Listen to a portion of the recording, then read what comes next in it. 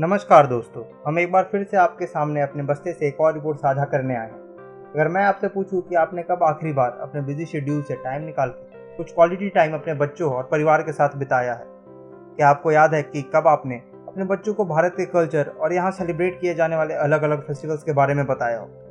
कुछ लोगों का मानना होगा कि इन सब बातों से बच्चों का क्या लेना देना, और मैं आपको बता दूं कि फेस्टिवल्स और उसके तैयारी में स्पेंड किया गया टाइम आपके बच्चों को कई ऐसी क्वालिटीज़ देगा जो शायद उनके स्कूल में किताबें पढ़ने से ना मिले। जब हमारे बच्चे एक कम्युनिटी के साथ कोई काम करते हैं तो उन्हें कम्युनिटी के लोगों के बीच अपने इंपॉर्टेंस का पता चलता है। वो इस दौरान team work, cooperation, mutual respect, value of sharing और अपना पॉइंट ऑफ व्यू सबके सामने बोलने जैसी कई इंपॉर्टेंट लाइफ एक्सपीरियंस सीखते हैं जो कि किसी स्कूल या फिर किताब से नहीं सीखा जा सकता। क्योंकि फेस्टिवल सिर्फ एंजॉयमेंट के लिए नहीं होती, वो अपने साथ कई एक्सपीरियंस छोड़ जाते हैं और हर त्यौहार कुछ ना कुछ सिंबलाइज करता है। उनके पीछे एक डीप मीनिंग होता है जो हमारा फर्ज है कि नेक्स्ट जनरेशन तक बिना डाइल्यूट हुए पहुंचे।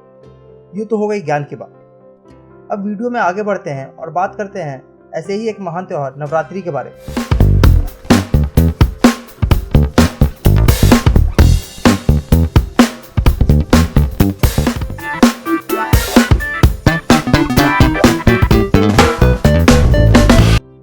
जैसा कि आप सबको पता होगा कि नवरात्रि का पावन पर्व आने ही वाला है, और अगर आप पूर्वांचल या बंगाल से होंगे तो आपके सड़कों पर पंडाल और मूर्तियां तो बननी शुरू भी हो गई होंगी। आपको हर मोड़ पे माँ दुर्गा का भजन भी सुनने को मिल रहा होगा।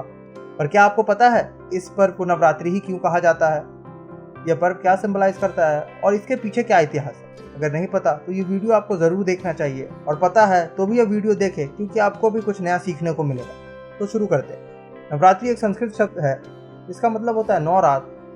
इन 9 रातों और 10 दिनों के बीच माँ शक्ति यानी कि देवी के 9 रूपों की पूजा करते हैं, जिनके नाम कुछ इस प्रकार है: शैलपुत्री, ब्रह्मचारिणी, चंद्रघंटा, कुष्मांडा, स्कंद माता, कात्यायनी, कालरात्रि, महागौरी और सिद्धिदात्री। नवरात्रि बाकी के त्योहारों से कुछ अलग है और इसके रिचुअल्स भी थोड़े हार्ड हैं। इसके रिचुअल्स का मेंशन हमें मार्कंडेय पुराण और स्कंद पुराण जैसे हिंदू स्क्रिप्चर्स में मिलता है। नवरात्रि के दौरान लगातार 9 दिनों तक पूजा चलती है और 10वें दिन को दशहरा के नाम से जाना जाता है। जो भी यह पूजा कर रहा होता है उसे एक स्ट्रिक्ट डाइट और रूटीन फॉलो करना होता है, जिसके बारे में हम आगे बात करेंगे।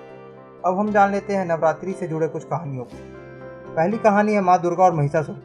महिषासुर नाम का एक राक्षस जो कि अपने तपस्या से भगवान ब्रह्मा को खुश करने में कामयाब हो गया, और उसने यह वरदान मांगा कि उसे एक औरत को छोड़ के कोई न मारे। महिषासुर को लगा था कि किसी औरत में इतना दम कहाँ कि उसका कुछ बिगाड़ पाए। वरदान के अहंकार में चूर महिषासुर और उसके साथी धरती पर कोहराम मचाने लगे। ऋषियों को मारा, उनके यज्ञ को तबाह किया, कोई देवता उनको रोक न पाए। तब भगवान ब्रह्मा, भगवान विष्णु और महादेव ने माँ शक्ति से आग्रह किया कि वो माँ दुर्गा का रूप ले पृथ्वी को इस पापी से मुक्त करे, और उन तीनों ने अपने अपने माँ दुर्गा को दिए। जिसके बाद माँ दुर्गा और महिषासुर के बीच 9 रात और 10 दिनों तक भीषण युद्ध चला, और 10वें दिन माँ दुर्गा ने पृथ्वी को महिषासुर नामक पापी से मुक्ति दिलाई। इस कहानी से आप ये देख रहे होंगे कि कैसे एक मूर्ख जो औरतों को खुद से नीचा समझता था, उसका अंत एक औरत के हाथों ही हुआ। और हमारे त्रिदेव जो कि देवों के देव कहे जाते हैं, उनसे बड़ा और ताकतवर इस संसार में कोई नहीं है, फिर भी वह देवी से मदद मांगने में शर्माते नहीं और देवी के आगे अपना सर झुकाते। ये कहानी इस जमाने में ज़्यादा रिलेटेबल लगता है जब कोई आदमी एक औरत को खुद से बस इसलिए कम समझता है क्योंकि वह एक औरत है। अब आपने देखा होगा कि हम दशहरे के दिन रावण के पुतले को जलाते हैं, पर जो कहानी मैंने आपको बताई इसमें तो रावण का जिक्र भी नहीं है। फिर हम क्यों जलाते हैं रावण के पुतले को? यह कहानी जुड़ी है रामायण से। नवरात्रि का दूसरा वर्णन हमें रामायण में मिलता है। जब श्री राम लंका में समुद्र तट पर रावण के खिलाफ युद्ध लड़ रहे होते हैं तो नारद मुनि उन्हें सुझाव देते हैं कि श्री राम माँ शक्ति का आशीर्वाद पाने के लिए माँ दुर्गा के 9 रूपों की 9 दिनों तक पूजा करें। श्री राम ने 9 दिन तक और 9 रातों तक माँ दुर्गा की पूजा की और उनको भेंट के रूप में हर दिन एक कमल चढ़ाया, पर अंतिम दिन उन्हें कमल नहीं मिल पाए, जिसके बदले उन्होंने अपना आँख देना चाहा। तभी माँ दुर्गा प्रकट हुई और कहा कि वह यह दान न दे, और उनको रावण से विजयी होने का आशीर्वाद दिया। 10वें दिन श्री राम ने रावण को मार दिया। यह 9 दिन लोग नवरात्रि की तरह सेलिब्रेट करने लगे और 10वें दिन को विजयदशमी और दशहरा के नाम से जाना गया। इस कहानी में भी हम देख सकते हैं कि श्री राम जो कि सबसे उत्तम यानी सबसे योग्य पुरुष माने जाते हैं और श्री हरि विष्णु के अवतार है, फिर भी वह माँ शक्ति का आशीर्वाद लेने के लिए अपनी आँख तक देने को तैयार है। इस कहानी से भी हमें पता चलता है कि हमें औरतों की कितनी रिस्पेक्ट करनी चाहिए। क्या आपको पता है कि माँ पार्वती महादेव की पहली पत्नी नहीं है? जी हाँ, भोलेनाथ की पहली पत्नी का नाम सती था। सती, जो कि उमा के नाम से भी जानी जाती थी, वो हिमालय के राजा कहे जाने वाले दक्षा की बेटी थी, जो कि भगवान विष्णु का एक बड़ा भक्त था, और वो महादेव को थोड़ी भी इज्जत नहीं देता था। यहाँ तक कि वो उनका धिक्कार करने से भी पीछे नहीं हटता। पर सती को शिव जी से प्यार हो गया और वो उन्हें पाने के लिए तपस्या करने लगी। और जब शिव जी ने उनसे शादी करने अपनी भूतों की बारात लेकर गए और खुद बाघ की छाल पहनकर, भस्म लगाकर और गले में सांप लपेटकर पहुंचे, इस बात से दक्षा को बहुत गिलानी हुई। कुछ दिनों बाद उसने एक बहुत बड़ा यज्ञ रखा जिसमें सारे देवता आमंत्रित थे सिवाय महादेव और सती के। अपनी पति की बेइज्जती को देखकर माँ सती ने उस यज्ञ की हवन कुंड में अपने प्राण त्याग दिए।